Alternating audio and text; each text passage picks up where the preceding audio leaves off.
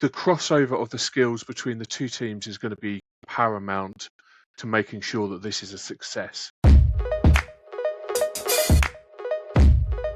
Hi, I'm Ross Milne, and I lead the ITAM practice within the cloud economics space of Capgemini. While reading the 2026 SaaS Management Index report,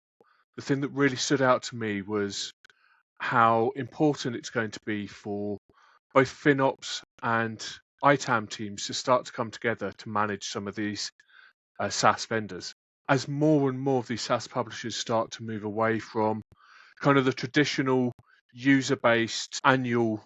subscriptions and more into a usage-based model, the crossover of the skills between the two teams is going to be paramount to making sure that this is a success. ITAM teams will be able to bring in a lot of detail about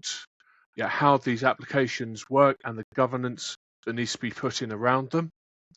whereas the FinOps teams will start to be able to really bring in and make it clear how consumption-based models can be forecast, can be managed, and can be budgeted for. Without this, what I think we'll see is that ITAM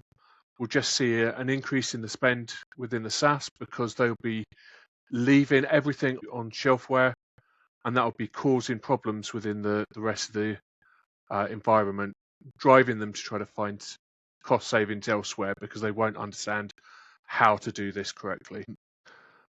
I think what we're seeing as well is that this is going to start with some of the big vendors. So Microsoft already have started to really push and drive into the consumption-based model with a lot of their changes recently, and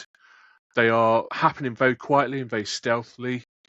but changes like moving from the enterprise agreement into the MCE is going to really drive the pressure onto ITAM teams to understand how consumption-based models work. And rather than reinventing the wheel, they should be leveraging the information from their FinOps counterparts.